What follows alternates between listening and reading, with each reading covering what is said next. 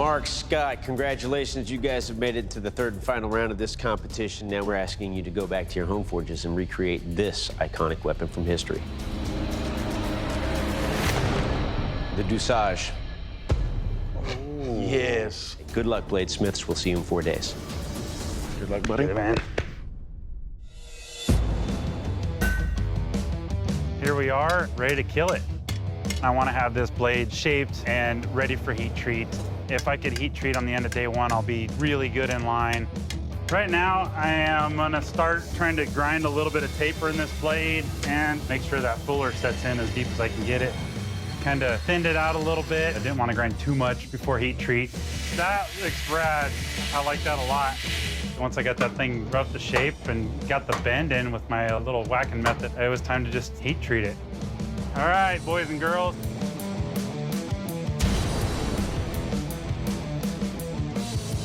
And she's nice and straight. Oh, yeah. It's a hard blade, so can't stress how happy I am actually inside right now. It's day one. I'm back in Emporia, Kansas, and I'm making a Dussage. The plan for day one is to get the blade forged out, thermal cycled, and then hardened. There's a lot put into the handle work, so I'm wanting to get my forging done as quick as possible. I always like to forge thick, grind thin, and not have to worry about warps. One of the hardest parts is done, getting your tang done. Now just put a point on it, hammer the bevels in.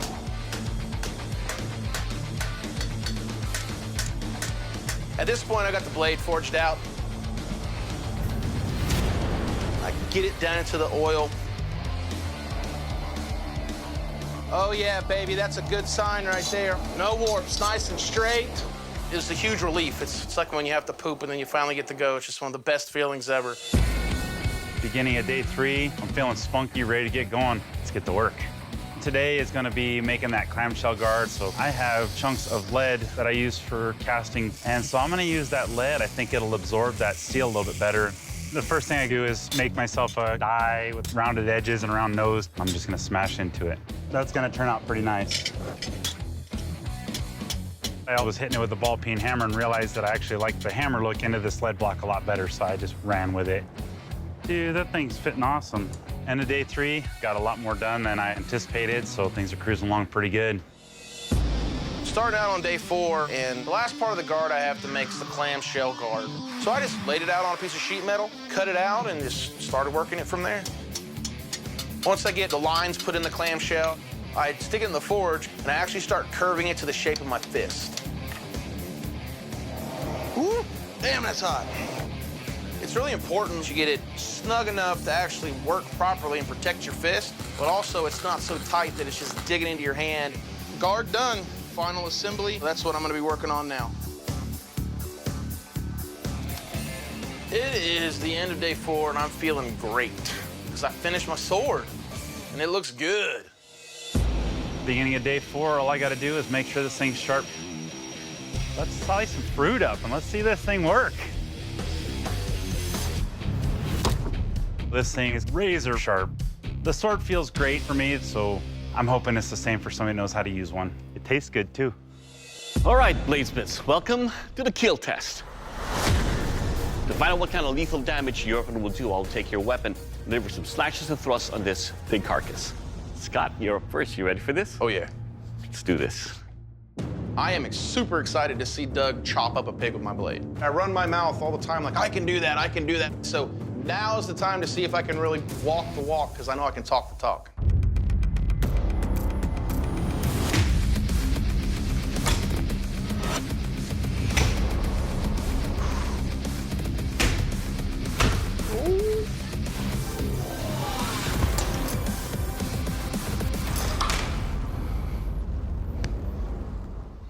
All right, Scott. First up, it is light.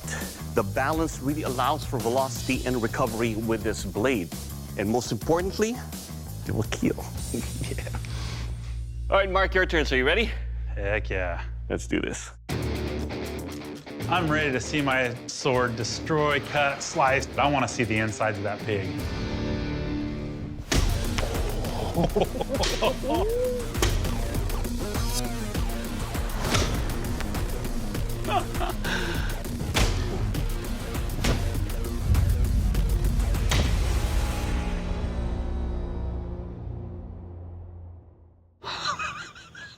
just hanging there like chewing gum. All right, Mark, let's talk about your blade here. It's beautiful in its creation. The edge is sharp. I was quite amazed with the cuts. I was surprised that it cut that deeply. The one thing, though, is that that guard right there rubs on my knuckle. Not bad, but it does rub on the knuckle. Despite that, it will kill. Yes. All right, gentlemen, welcome to the strength test, the whiskey barrel chop. Yeah. Now, to test the strength and overall construction of your swords, I will be swinging into these whiskey barrels. So, Scott, you're up first. You ready for this? Oh, yeah. All right.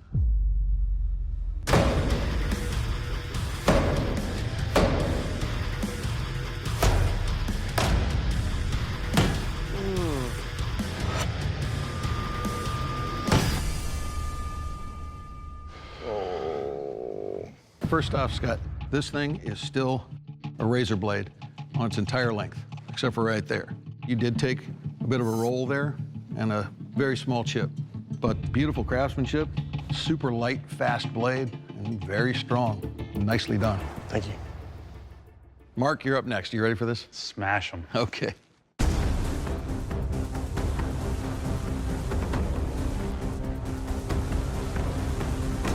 Here she goes.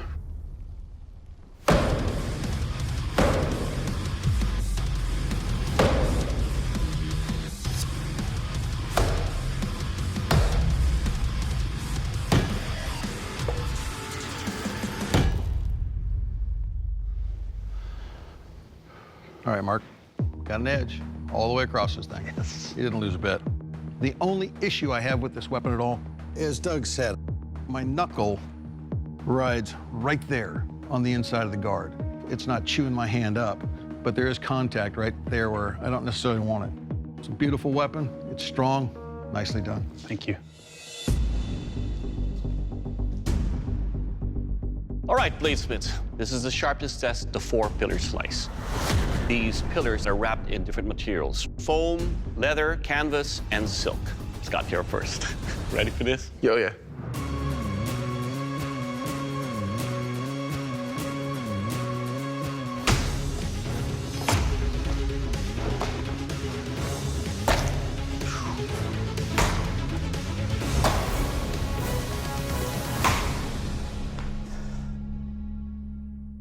All right, Scott, let's talk about your weapon here. It is light. Every cut, it cuts nicely. Overall, sir, it will cut. Thank you. All right, Mark, onto your shiny sword. You ready for this? Slice and dice.